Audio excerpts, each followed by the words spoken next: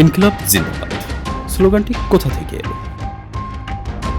নতুন রাজনৈতিক দল জাতীয় নাগরিক পার্টির আত্মপ্রকাশ অনুষ্ঠানে দলের প্রায় সব শীর্ষ নেতার বক্তব্যের ইতি টেনেছেন ইনকিলাব জিন্দাবাদ স্লোগানটি দিয়ে।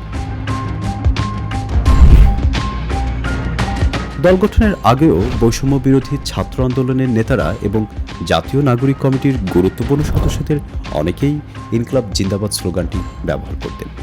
তাই অনেকের মধ্যে কৌতূহল সৃষ্টি হয়েছে, এটি কোথা থেকে আসলো, স্লোগানটি কি তাদের দলীয় স্লোগান কিনা। মূলত ইনকিলাব একটি আরবি শব্দ, এর অর্থ হচ্ছে বিপ্লব, আর জিন্দাবাদ ফার্সি শব্দ, যার অর্থ হচ্ছে দীর্ঘজীবন কামনা করা।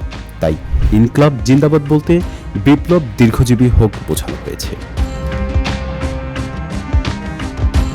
প্রখ্যাত ভারতীয় ইতিহাসবিদ ইরফান হাবিবের এক লেখায় উঠে এসেছে এ স্লোগানের আদ্যপান্ত। 2022 সালের 29শে মে ভারতীয় পত্রিকা ইন্ডিয়ান এক্সপ্রেসের এক লেখায় তিনি এটি উল্লেখ করেছেন। 1921 সালে প্রখ্যাত ইসলামিক পণ্ডিত, উর্দু কবি, ভারতীয় স্বাধীনতা সংগ্রামী, ভারতীয় জাতীয় কংগ্রেসের বিশিষ্ট নেতা মাওলানা হযরত মোহানি প্রথম স্লোগানটি ব্যবহার করেন। এরপর 1920-এর দশকের শেষের দিকে উপনিবেশ বিরোধী সশস্ত্র সংগ্রামের নেতা ভগৎ সিংয়ের বক্তৃতায় এবং লেখার মাধ্যমে স্লোগানটি জনপ্রিয় হয়েছিল। ইনকিলাব জিন্দাবাদ স্লোগানটি সামাজিক ও অর্থনৈতিক বৈষম্যের বিরুদ্ধে লড়াইয়ের অংশ হিসাবে দিয়েছিলেন মাওলানা হযরত মোহানি।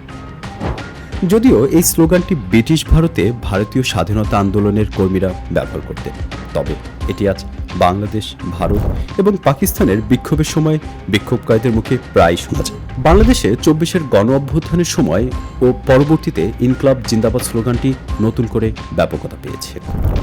জাতীয় নাগরিক পার্টির জ্যেষ্ঠ যুগ্ম আহ্বায়ক আরিফুল ইসলাম আদিব বলেন, আমাদের দলীয় স্লোগান ও মূলনীতি এখনো চূড়ান্ত হয়নি। যেহেতু জুলাই গণ অভ্যুত্থানের পর থেকে ইনকিলাব জিন্দাবাদ স্লোগানটি বেশ আলোচিত ছিল, তারই ধারাবাহিকতায় এখনো আমরা এই স্লোগানটি বিভিন্ন কর্মসূচিতে ব্যবহার করছি। ইনকিলাব জিন্দাবাদ! ইনকিলাব জিন্দাবাদ!